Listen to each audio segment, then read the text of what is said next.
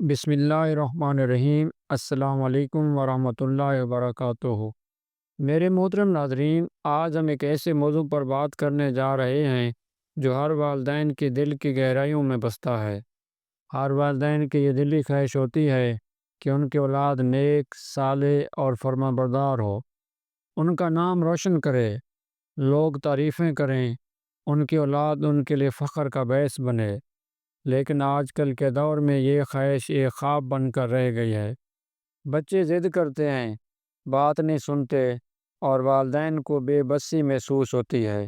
وہ کڑتے رہتے ہیں، بچے بات نہیں مانتے۔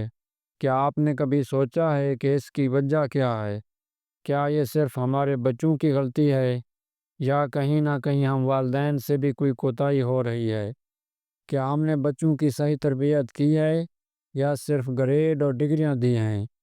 کیا ہم نے بچوں کو وقت دیا ہے؟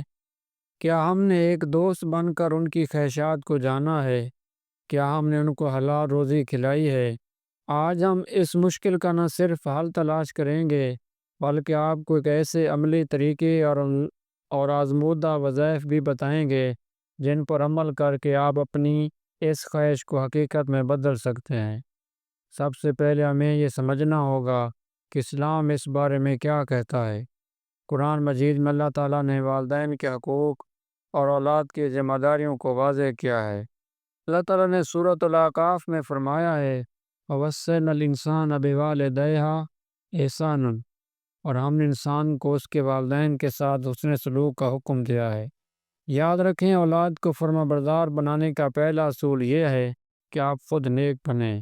جیسا آپ کریں گے، آپ کی اولاد بھی ویسا ہی سیکھے گی۔ نبی کریم صلی اللہ علیہ وآلہ وسلم نے فرمایا، ہر بچہ فطرت اسلام پر پیدا ہوتا ہے، پھر اس کے ماں باپ اس کو یہودی یا نصرانی بنا دیتے ہیں۔ اس کا مطلب ہے کہ بچے کے کردار کی بنیاد والدین رکھتے ہیں۔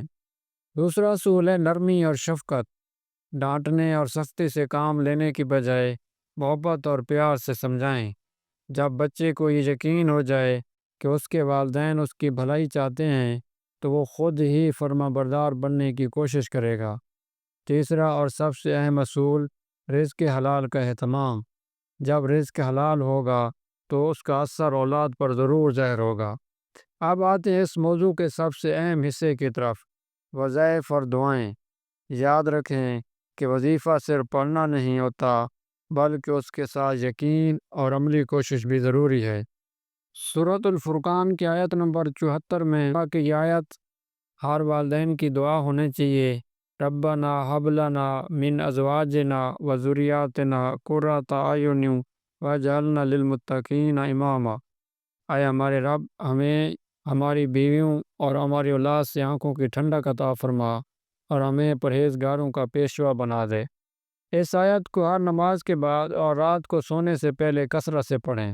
دوسرا عمل، سورۃ طارق کی تلاوت۔ یہ وظیفہ بہت مجرب ہے۔ ہر رات سونے سے پہلے 101 مرتبہ سورۃ طارق پڑھ کر اپنے بچوں پر دم کریں اور دعا کریں۔ تیسرا عمل، سورۃ القلم کی آخری 2 آیات۔ جب بھی بچے ضد کریں یا آپ کو ان کا رویہ ٹھیک نہ لگے، تو وضو کر کے سورۃ القلم کی آخری 2 آیات سے لے کر آخر تک پڑھ کر پانی پر دم کریں اور بچوں کو پلائیں۔ تا عمل، اپنے پیارے رب سے دعا مانگیں۔ دعا ہر حال میں قبول ہوتی ہے۔ نماز کے بعد، تہجد میں، افطار کے وقت اور بارش کے دوران خاص طور پر دعا کریں کہ اے اللہ میری اولاد کو نیک اور فرما بردار بنا دے۔ کے ساتھ ساتھ کچھ عملی اقدامات بھی ضروری ہیں۔ بچوں سے بات چیت کریں، ان کے دوست بنیں، ان کے مسائل کو سمجھیں۔ اگر وہ کوئی غلطی کریں تو ڈانٹنے کی بجائے پیار سے سمجھائیں، ان کی حوصلہ افزائی کریں۔ آخر میں یہ سمجھ لیں کہ فرما بردار اولاد صرف ایک خواہش نہیں، بلکہ اللہ کی طرف سے ایک انعام ہے۔ یہ انعام محنت، دعا اور ایمان کی بنیاد پر ملتا ہے۔